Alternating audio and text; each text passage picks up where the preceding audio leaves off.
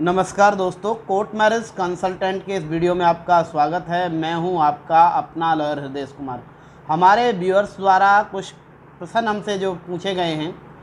इन questions का हम जवाब लेकर के आए हैं, जिसमें मोस्टली हमने 2 क्वेश्चन लिए हैं। पहला क्वेश्चन है, एक व्यूअर के द्वारा इस तरह का क्वेश्चन किया गया है कि मुझे पता लग रहा है सर कि 2023 में लड़की की शादी की उम्र बढ़ने वाली है, तो इस संबंध में थोड़ी सी चर्चा करेंगे। और दूसरा एक बहुत ही इम्पोर्टेंट क्वेश्चन ये भी उठाया गया है, और जनरली ज़्यादातर कपल्स के जहन में ये बात रहती है हमेशा कि मैरिज होने के कितने दिन बाद लीगल हो जाती है, कितने दिन बाद वैलिड हो जाती है। तो दोस्तों, मैं आपको यहाँ बताना चाहता हूँ कि जो मैरिज हिंदू मैरिज एक्ट या रिलीजियस जो भी अपनी कम्युनिटी के आधार से मैरिज होने के बाद मैरिज को कोर्ट से रजिस्टर्ड कराया जाता है, वो मैरिज का प्रोसीजर ये है कि यदि आपने लीगली प्रॉपर तरीके से मैरिज की है, जिसका रिकॉर्ड मेंटेन किया गया है, तो आप उस मैरिज के पीछे ये भी जान लेना आपको ज़रूरी है कि यदि आप कहीं आर्य समाज से या अपनी कम्युनिटी के आधार पर आप मैरिज कर रहे हैं, तो उसका रिकॉर्ड मेंटेन होना बहुत आवश्यक है। क्योंकि यदि आप परिवार की इच्छा के विरुद्ध जाकर के अपनी शादी कर रहे हैं, जिसमें लड़की का परिवार या लड़के का परिवार या दोनों परिवारों की सहमति नहीं है, तो ऐसे में कई बार कोई ऑब्जेक्शन यदि आपकी शादी के संबंध में उठाया जाएगा,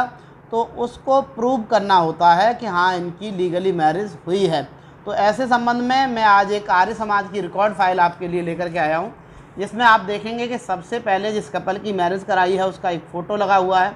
उसके बाद लड़का और लड़की के द्वारा जो शपथ पत्र दिए गए हैं,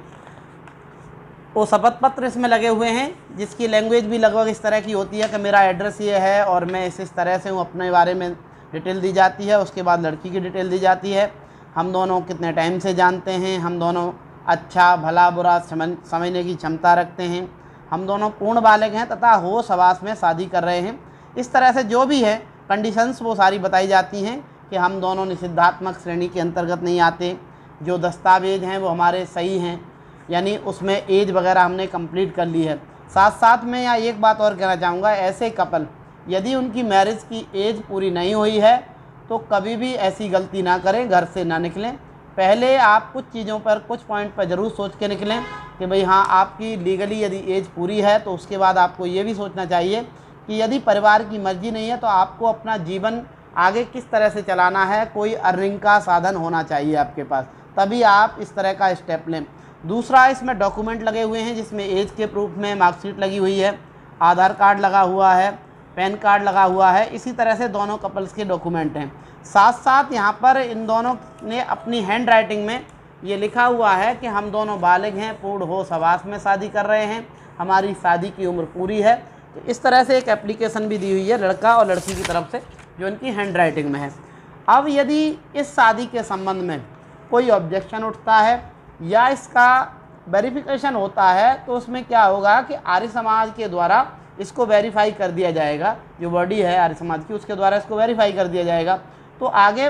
फर्दर जो प्रोसीजर होगा उसमें ये हो जाएगा, हाँ भाई, ये प्रॉपर लीगल तरीके से शादी हुई है और इसका रजिस्ट्रेशन भी हुआ है। यदि आपने रजिस्ट्रेशन शादी का कराया है, तो उसका भी आपको रिकॉर्ड सरकारी ऑफिस से, रजिस्ट्रार ऑफिस से, जो मैरिज अधिकारी होते हैं वहाँ से मिल जाएगा। तो मैं साथ साथ आपका क्वेश्चन ये क्लियर करना चाहता हूँ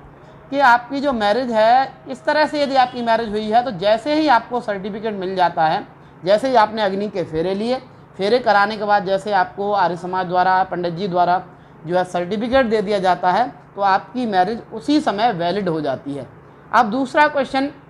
एक हमारे व्यूअर ने, और कई बार बहुत सारे लोग इन क्वेश्चन को रिपीट करते हैं, इसलिए मैंने वीडियो बनाना ज़रूरी समझा, क्योंकि ज़्यादातर लोग ये कहते हैं कि सर शादी की उम्र बढ़ गई है या क्या है। आज भी 2-3 कपल इस तरह के थे जिन्होंने कहा। तो मैं आपको बता देना चाहता हूं कि जो भी इस तरह का सोचते हैं, उन्हें ये समझ लेना चाहिए, यदि ये अध्यादेश पास भी हो जाता है, जो बिल आया है ये पास भी हो जाता है, बिल पास होने के बावजूद भी एक मैंडेटरी टाइम गवर्नमेंट को देना पड़ेगा और उसके बाद ही ये लागू होगा। तो यदि 22 या 23 में यदि आप शादी करने के बारे में सोच रहे हैं, तो आप पूर्ण रूप से मान लीजिए कि शादी की जो उम्र रहेगी लड़की की, वो 18 वर्ष ही रहेगी। धन्यवाद।